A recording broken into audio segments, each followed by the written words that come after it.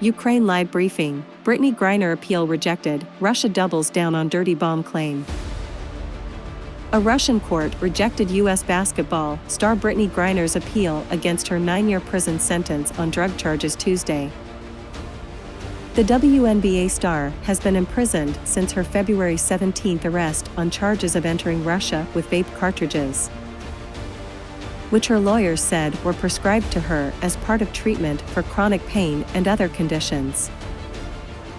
Meanwhile, Russia apparently intends to raise at the UN Security Council its unfounded accusation that Ukraine is planning to use a dirty bomb, an explosive weapon designed to scatter radioactive material on its own soil.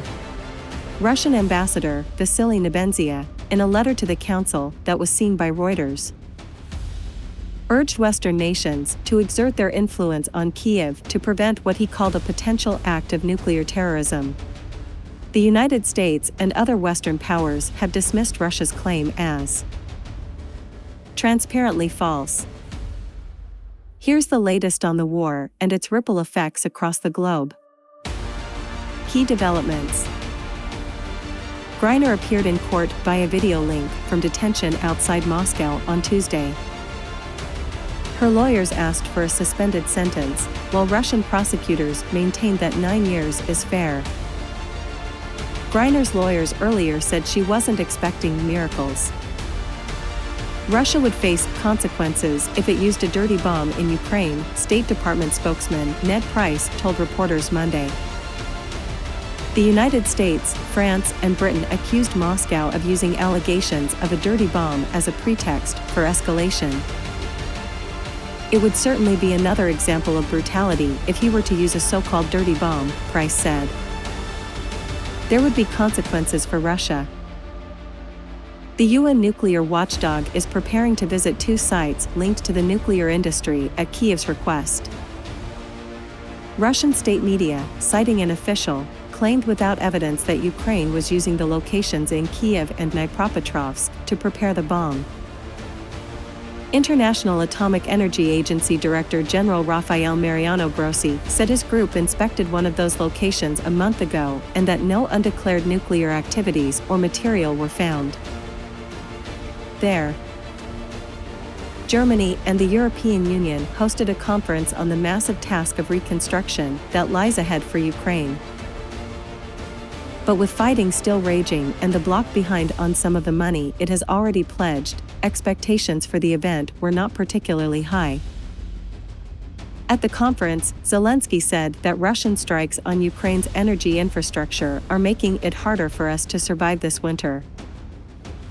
Battleground updates. House Speaker Nancy Pelosi said Iran is making a big mistake in supplying Russia with drones for its war in Ukraine, a charge Tehran denies. Pelosi made the remark at a summit organized by Ukraine to discuss the Crimean Peninsula, which Russia illegally annexed in 2014.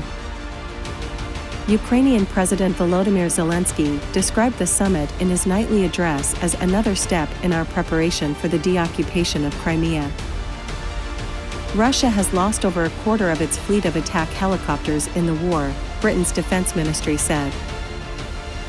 At least 23 of the Russian Air Force's operational Ka-52 Hokum attack helicopters have been verified as lost in Ukraine since February, it said. Ka-52s are one of the few options available to Russian commanders to provide close support for troops in combat, according to the ministry's intelligence briefing. But it comes with a high risk of attrition from Ukrainian man-portable air defense systems. Overall, the ministry said, Russia is still failing to maintain adequate air superiority in Ukraine.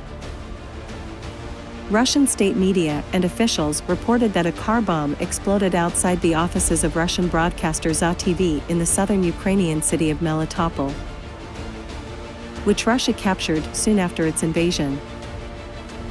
It wasn't immediately clear who was behind the attack, but occupation authorities said that 5 people were injured. Unverified photos and images from the scene showed severe damage to the building, including blown-out windows and debris on fire. Ukraine's intelligence chief said there is no evidence that Russian troops are readying for a mass withdrawal from Kherson, a strategic southern port city occupied in the early days of the conflict.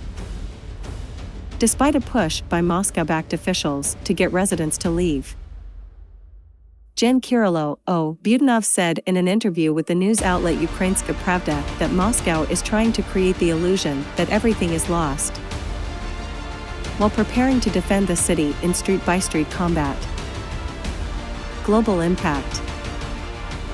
German President Frank-Walter Steinmeier arrived in Kiev for an official visit on Tuesday, 6 months after he was disinvited from a previous trip amid criticism of his perceived historical pro-Russian stance. The German politician is expected to meet with Zelensky and to discuss how Germany can support Ukraine militarily and through infrastructure repairs ahead of winter, Reuters reported. Steinmeier had been set to visit Ukraine in April with his Polish, Latvian, Lithuanian, and Estonian counterparts, but Kiev rescinded the invitation.